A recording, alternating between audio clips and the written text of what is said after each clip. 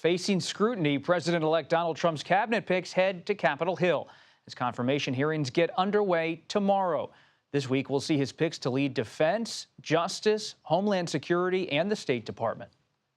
We are now at a pivotal point in the negotiations for a hostage deal and ceasefire in Gaza. And we're also tracking renewed hope for a ceasefire deal between Israel and Hamas. What the White House and Jake Sullivan, what they're saying about a stop to the fighting and the release of the October 7th hostages. Plus, California bracing for dangerous winds to return pretty soon. The death toll rising, and politics could come into play as the wildfires continue to ravage Los Angeles and beyond. But we start with politics with Caitlin Huey-Burns at the White House and Nancy Cordes in West Palm Beach, Florida. Great to see both of you. Appreciate all of your hard work and reporting. As we begin this week, Nancy, let's start with you. Confirmation hearings begin tomorrow. What's your outlook? What's in your notebook? Well, I think that the most contentious confirmation hearing, and there are set to be a dozen of them over the next few days, is certainly going to be Pete Hegseth for Secretary of Defense. Not only is this one of the most pivotal roles in any presidential cabinet, but Hegseth has had a very rocky road. It's been a little quiet lately, but that doesn't mean that Democrats aren't going to absolutely pile on the questions about allegations of sexual misconduct, allegations of fiscal mismanagement at a pair of veterans charities that he was let go from. And they are already making it very clear that they plan to pepper him with questions. They're also pushing for access to the FBI's background check of Hegseth. They want to see if the former Fox News host and veteran is accused of anything else that they don't know about. So far, only the chair and the ranking member of the Senate Armed Services Committee have actually been briefed on what's in that background check. You would assume that that information would then be filtered to other members on the committee. But Democrats say this is such a pivotal role and such a controversial nominee that they want more access to the information themselves. And Caitlin, you have been closely following President-elect Trump.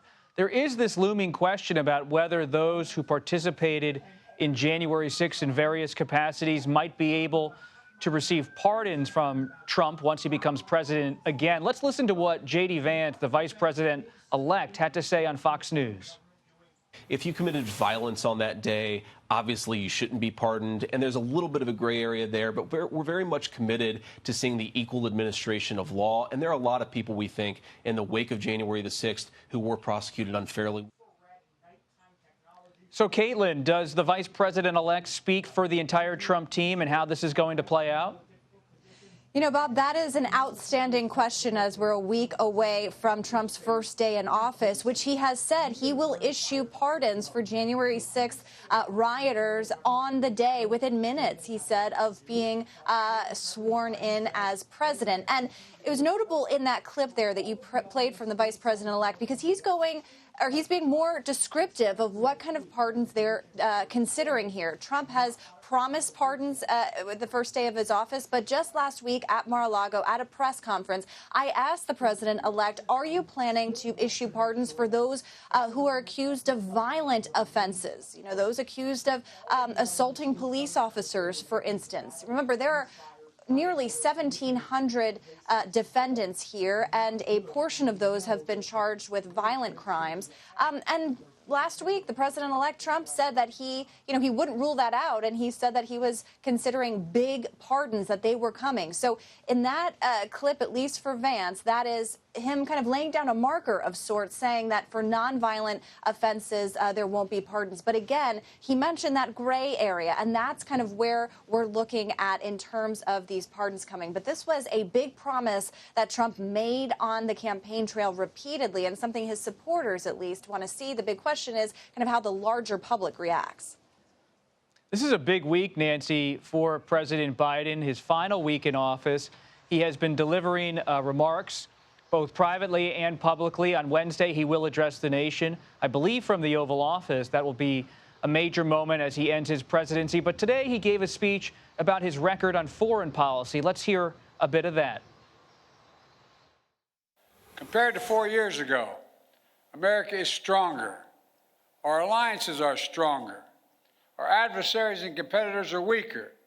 We have not gone to war to make these things happen.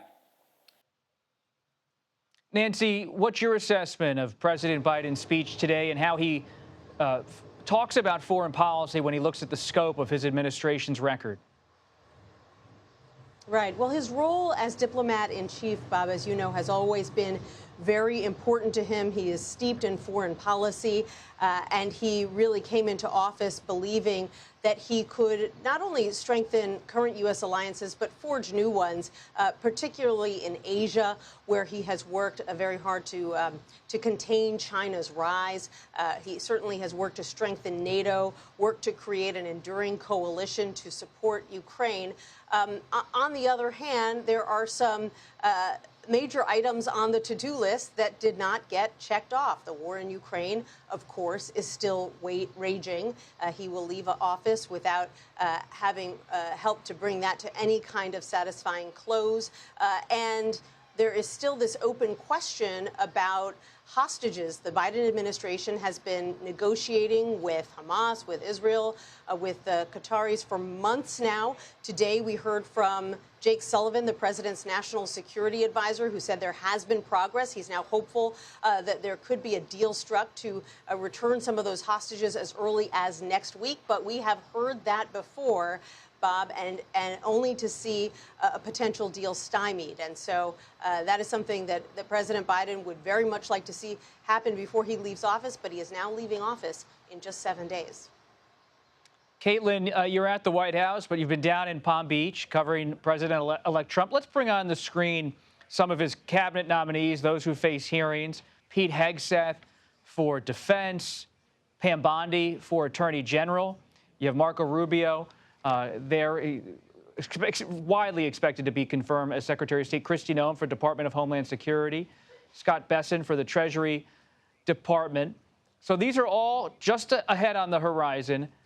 What are you hearing from your Trump sources about who has a smooth path and who might not?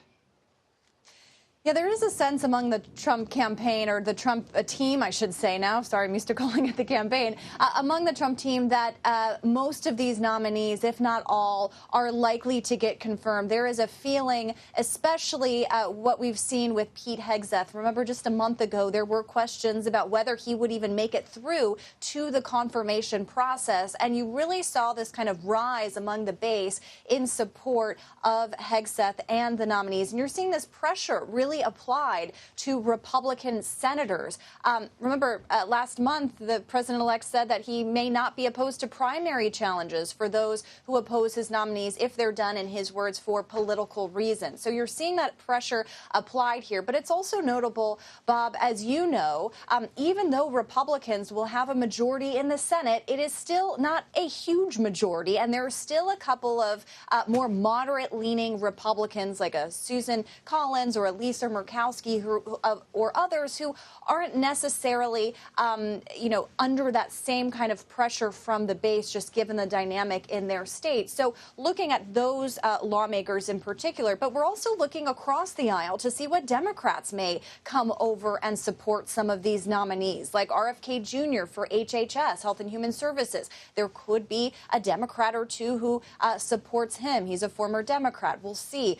Tulsi Gabbard also is a big wild card here because she, of course, also is a former Democrat. So we'll see, what if there are any allegiances there. I don't think there are among Democrats, but also any Republicans who may feel uneasy about. But the significant thing here is that this is happening quickly and that the public is going to hear from these nominees and hear this vigorous line of questioning from senators whose job it is to essentially vet for the public, provide that consent, obviously a part of their duty.